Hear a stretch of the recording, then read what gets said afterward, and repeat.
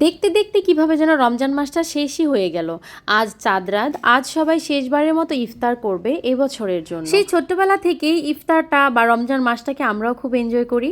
তো গতকালকে আমার বাসায় ছোট্ট একটা ইফতারের আয়োজন করেছিলাম আমার সবচেয়ে ছোট যা, ছোট দেবর এবং হচ্ছে আমার মাসিমণির জন্য।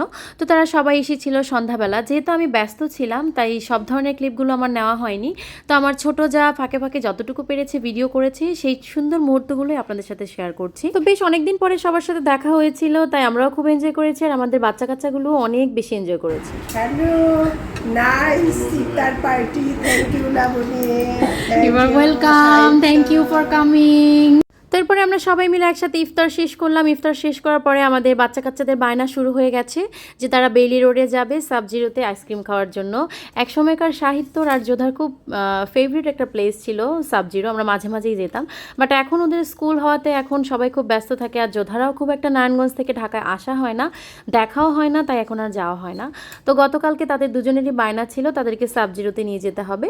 তো কি আর করা, তারপরে সবাই রেডি হয়ে আবার চলে গেলাম সাবজিরোতে। তো এই হচ্ছে সেই আলো ঝলমলে বেইলি রোড, খুব সুন্দর লাগছিল। আর মেহেদি দেওয়ার একটা বিশাল বড় আসর বসেছিল কালকে বেইলি রোডে। পুরো বেইলি রোড জুড়ে বেশ অনেকগুলো মেহেদির স্টল নিয়ে বসেছিল বিভিন্ন প্রফেশনাল মেহেদি আর্টিস্টরা। তো যাই হোক সেগুলো দেখছিলাম ঘুরে ঘুরে, আমরা খুব মজা করছিলাম। এরপরে চলে গেলাম সাবজিরোতে। তো আমরা গিয়ে দেখি আমাদের আগে আমাদের বাচ্চা কাচ্চাগুলো বসে পড়েছে এবং তারা আইসক্রিম অর্ডার করে ফেলেছে।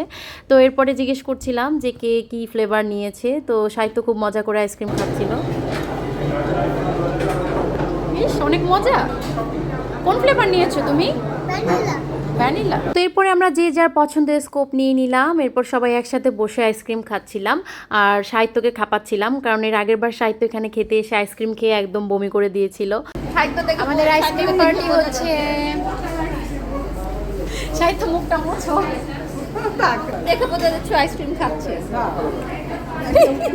তোমার তো গোফ হয়ে গেছে। ওইদিকে আমাদের যোধামণি, সে ক্যামেরা দেখলে কেবল লুকিয়ে থাকে। ও খুবই ক্যামেরা শাই, ও ক্যামেরার সামনেই আসতে চায় না। এদিকে আমার ছেলে এমন মজা করে আইসক্রিম খাচ্ছে, একদম গো ফুটে গেছে তার। তো এরপরে আমাদের আইসক্রিম খাওয়া শেষ করে আমরা চলে গিয়েছিলাম ভোগে। সেখানে সবাই ড্রেস দেখছিল, যদিও ডিসকাউন্ট চলছিল, তো আমি ভেবেছিলাম কিছু একটা পছন্দ হলে নিয়ে নিব, বাট তেমন কিছুই পছন্দ হয়নি।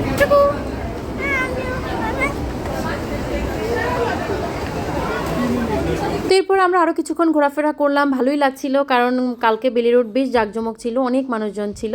তো এরপরে বাসায় ফেরার পালা। আমার ছেলের কান্নাকাটি শুরু হয়ে গেছে। এটা শুধু আজকে নতুন না, সবসময়ই ও যখনই ওর কাজিনদের সাথে দেখা হয়, ওরা যখন আমাদের বাসায় আসে বা আমরা যখন ওদের বাসায় যাই, তো বিদায় নেওয়ার পর্ব আসলেই আমার ছেলের কান্নাকাটি শুরু হয়ে যায় এবং বাসায় এসেও তার প্রায় 10-15 মিনিট আধা ঘন্টা কান্না করতে হয়। এটা তার সবসময়কার অভ্যাস। তো গতকালকেও তাই হয়েছে। তো এই ছিল আমাদের গতকালকের সন্ধ্যাটা এবং এই বছরের করা শেষ ইফতার। সবাইকে অগ্রিম ঈদ মুবারক বলে আমি আমার ব্লগটা এখানেই শেষ করছি। সবাই ভালো থাকবেন, সুস্থ থাকবেন, টাটা, বাই বাই।